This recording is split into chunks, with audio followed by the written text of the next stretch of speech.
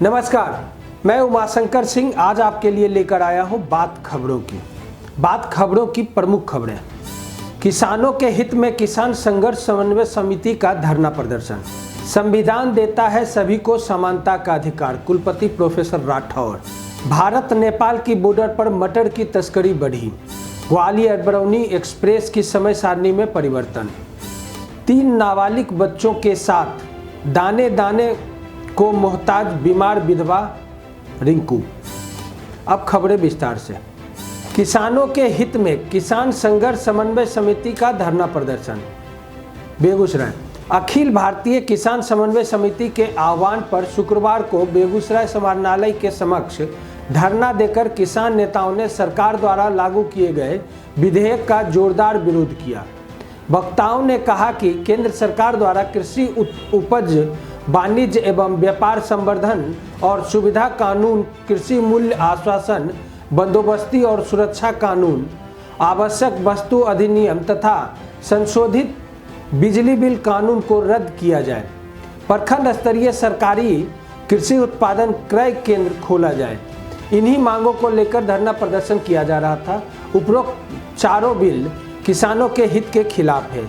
इस बिलों के जरिए किसानों का शोषण पहले की अपेक्षा और ज़्यादा होगा एवं इस तथाकथित बिल के कारण किसान खेती छोड़कर अपनी ज़मीन बेचकर भागने पर मजबूर होंगे। कृषि क्षेत्र कॉरपोरेट घराने का गुलाम बन जाएगा। वक्ताओं ने यहां तक कहा कि 500 से अधिक किसान संगठनों का अखिल भारतीय किसान समन्वय संघर्ष समिति के आह्वान पर दिल्ली के आसपास के राज्यों के किसानों ने दिल्ली कूच किया तो उसके साथ बर्बरता की गई। यह सरकार हिटलर शाही कर रही है। हम किसानों का समर्थन करते हैं। इस किसान मजदूर विरोधी सरकार के खिलाफ हर स्तर पर आंदोलन किया जाएगा।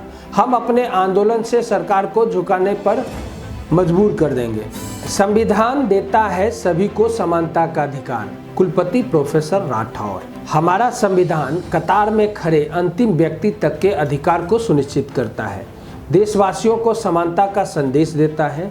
यही देश के संविधान की खूबसूरती है और हमें इस पर गर्व है।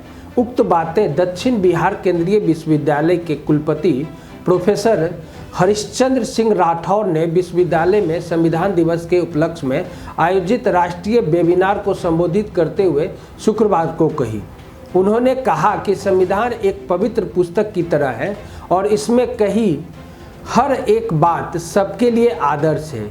ये किसी में भेदभाव नहीं करता है और देशवासियों को आपस में जोड़कर रखने में महत्वपूर्ण भूमिका निभाता है। भारत नेपाल की बॉर्डर पर मटर की तस्करी बढ़ी।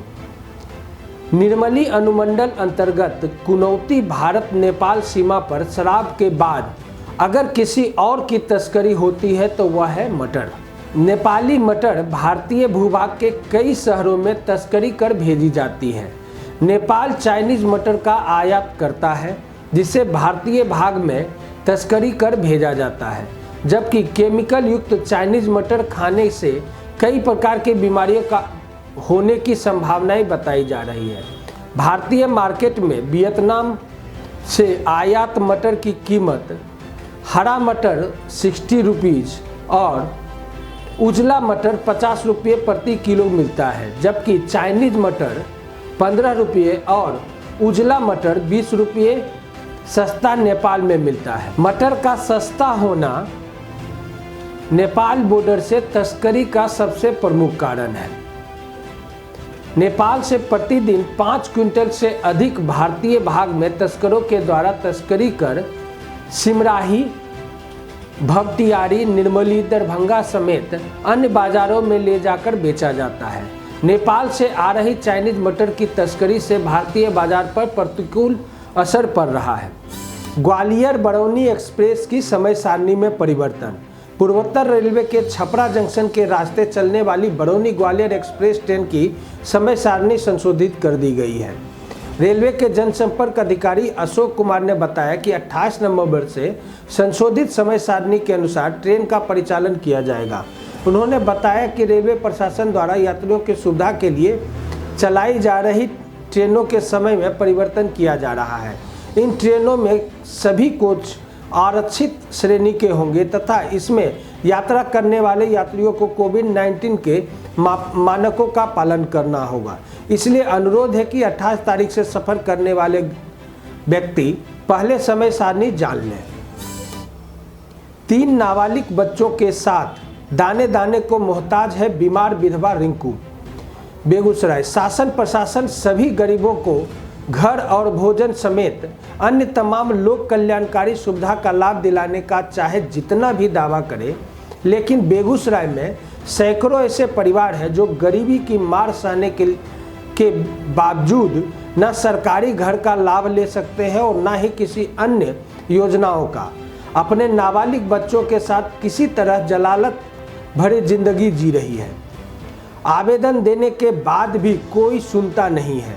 कहा जाता है कि बिचौलिए को खुश करने के में नाकाम रहने के कारण इन लोगों को सुविधा का लाभ नहीं मिल पा रहा है। ऐसा ही एक मामला बरौनी प्रखंड के अमरपुर का है, जहां के 3 नाबालिग बच्चों के साथ मां रोटी के लिए मोहताज है। अमरपुर गांव के वार्ड नंबर 5 निवासी लाइलाज बीमारी से ग्रसित डब्बू कुमार राय की मृत्यु 2015 में हो गई थी। उसके बाद रिंकू देवी भी बीमारी के चपेट में आ गई। बेसहारा 35 वर्षीय रिंकू देवी आज पुत्री अंजलि कुमारी और पुत्र गोलू कुमार एवं अंकित कुमार के साथ रोटी के लिए मोहताज है। सरकार की किसी योजनाओं का लाभ अभी तक समुचित रूप से नहीं मिल पाया है। फूस के घर में अपने बच्चों के साथ जीवन बिता रही है। 2018 में तात्कालिक जिलाधिकारी का आवेदन देकर प्रधानमंत्री आवास योजना के लिए गुहार लगाई थी। जिलाधिकारियों के आश्वासन के बाद प्रखंड विकास पदाधिकारी बरौनी के पास आवेदन दिया गया था, लेकिन आज तक इन्हें ना तो आवास मिला और ना ही किसी अन्य योजना का समुचित लाभ मिल पा रहा है। थक हारकर पीड़िता ने विधिक सेवा प्राधिकरण बेगूसराय में आवेदन देकर इंसाफ की गुहार लगाई है, लेकिन कोई फायदा नहीं मिला।